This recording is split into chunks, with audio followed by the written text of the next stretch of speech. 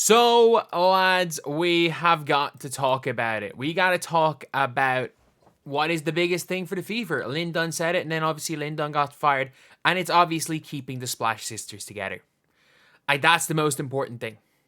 That is absolutely the most important thing for the Fever, and they got to keep the Splash Sisters together. If for nothing else, so that I've not got some absolutely just badly timed merch. If you guys want the Splash Sisters t-shirt that I'm wearing right now, we're selling them in the store. Link below. I also got, let's take a look, lads. Take a look. You can see some stuff behind me, but lads, don't worry. We got the reality is here top. I got my really important Who Needs Defense top, and obviously in the samples that I bought, gotta get the dog t-shirt. Gotta get the Christy Wallace one.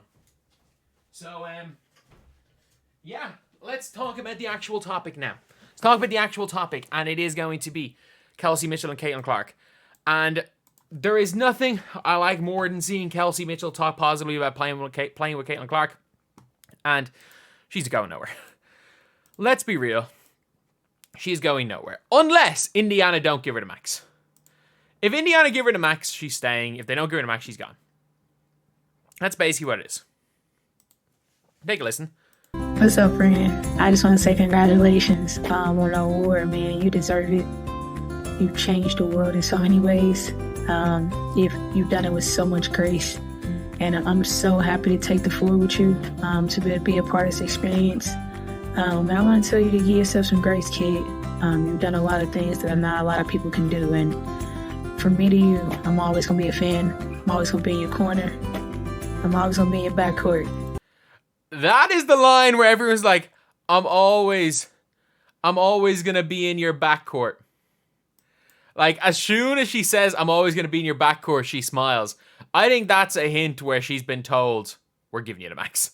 Like, Lynn Dunn came out, obviously, right before she got fired, and was like, yeah, the number one thing is to keep Kelsey Mitchell. And that's the thing. In 2026, we can start to look at other things. There is no free agent that is anywhere close to Kelsey Mitchell. And there is no free agent that is going to make up the Splash Sisters. You can't break up the Splash Sisters. I'm sorry. You just can't. You can't break up the Splash Sisters. Not this soon into their careers. But, yeah. So, we are going to be, say, y'all didn't pick up what Kelsey was putting down. She said she will always be in her backcourt. Like, I've just realized I'm looking through tweets. But, I think she's there. I think there's no way she leaves. And let me explain why. Like, one, Kelsey Mitchell, I can guarantee you, her agent is having her phone, or is probably going off the hook with the amount of, like, things she's getting, endorsements she's getting, opportunities she's getting, all of that. There's no way that she's not getting, like, more than ever before. And as well as that, we also have to take into account that she's, like, she just got shared by LeBron James. Like, the post, when she had 30 and Caitlin Clark had 35, you do realize that LeBron James shared the post. The name Kelsey Mitchell, and I'm going to be honest, I had heard of Kelsey Mitchell, and that was about it. I knew what position she played. I knew she was a scorer. That's all I knew about Kelsey Mitchell. Like, I watched the Fever play a couple of times to watch Aaliyah. I watched them probably once, maybe last year, to watch Aaliyah Boston play, and that might be the only time I've watched the Fever play since Tamika Catchings left. I'm going to be honest. That was it. That was it. And it was only because I'd heard about how great Aaliyah Boston was, and I was, not that I was disappointed in her, I was like, she was still balling, but, like, honestly, I can't even remember if Kelsey Mitchell was on the floor. It was one game. I didn't even know what hand she was coming into the year. I didn't know what position she played. But every single person who watched the WNBA knows. Who watched even one game in the WNBA. Because if you watch one game, you probably watched a Fever game. Knows who Kelsey Mitchell is. The Kelsey Mitchell-Caitlin Clark backcourt. Yeah, defensively. Defensively might not be the best. But offensively, the best backcourt in the history of the WNBA. In the history of it. And you give them a proper coach, and they're going to boom. And that's the thing where it's like, she knows that. She has played for the Indiana Fever. She has not played a playoff game in her career till this year. She has not known what it was like to win since she was at Ohio State. She's hardly won a game in her career. She won like 20-something% of her career games. Like, horrendous. Absolutely horrendous. And now, after it's her first taste at winning, the Fever can pay her more than any other team. And she's getting more recognition than ever before. And not only that, you've not seen in the exit interviews, she's definitely not someone who's on Twitter. She's definitely not someone who, when people are going at her, she sees it. She just hoops. She just wants to hoop. She made a bad decision, I think, talking to D'Angelo Russell about playing the playoffs. One of the historically worst playoff performers ever. But it is what it is. It is what it is. But yeah, that is a very, very interesting one when it comes to this team, because I think she's staying. And if you're talking about like how the Fever are going to look, we got to talk about that too. So, obviously, Kelsey, the starting five is going to be Caitlin Clark, Kelsey Mitchell, Lexi Hull, and new power forward, Aaliyah Boston. That's probably going to be the starting five. If you're talking about free agency, I would start to look to Europe. Because I think what's going to happen is, I think a lot of the players that are playing in leagues where they can come over are going to look to play in the 2025 season, maybe on like a bit of a lower deal. And if they play in the 2025 season, it means might be eligible for a bigger contract come 2026. So that they're not coming in on a rookie deal. They might be eligible for that bigger contract. That would be my theory. So for me, anyway, a perfect player for this team. Because like you got to look for guys or for players that are like gonna fit. That are gonna fit either the short-term time frame or the long-term time frame. And for me, if you're talking about long-term, a player that would fit perfectly, I'd be looking at Tijan Salone's sister, Janelle Salone. So her brother is obviously gone to the NBA. I think the only problem is Eurobasket's next year, but again, they're going to make the playoffs. It doesn't really matter. She'll be back for the playoffs. But she's playing in Italy. She's going to be able to play in the WNBA season, and she is a free agent, not signed by any team. Like, there's a lot of players whose rights are owned by other teams that are on suspended contracts. Like, she could be a perfect player if you are the Indiana Fever, because she can play 3 through 5. She can shoot a little bit. She can handle a little bit. I watched her play against the Irish national team, and where we were a lot weaker than France, and she had a lot more freedom and looked like she could do a bit of everything. She is going to be your Swiss Army knife 3 through 5 off the bench, who honestly, by the end of the season, like, look, she's only 23 years old, could play her way into that starting power forward. She is 6'3", can handle, can shoot, relatively athletic. She's a really, really nice player, and she's someone that they'll be able to get on the cheap. She's someone they will be seriously able to get on the cheap. As far as WNBA free agents are concerned, I think you're really looking at, if you strike out on like your Neko or your Satu, I think with the Dallas person coming in, that gives a better chance of Satu. The only problem with Satu is I think it's going to have to be a Nalissa Smith plus 3 firsts type trade for Satu. And if you can get some form of a long-term commitment from Satu, I'd do it. Like, even if you can get her for 2 more years past 2026, I would do that. Like, if you can go out with a 5 of them plus Satu, like, who needs defense? As my t-shirt said, who needs defense? But I'm looking through this and I'm like, low money free agents that I'm like, you can probably pick up that would help are like Amoni Billings might help you. I think she might help if you're struggling. I think Dana Evans could really help off the bench, because I think her stock is really, really low. And I think they're going to have to start bringing in they're going to have to start benching Caitlin Clark a little bit. And I think she could be okay off the bench. The problem is she's like Kelsey Mitchell, but worse.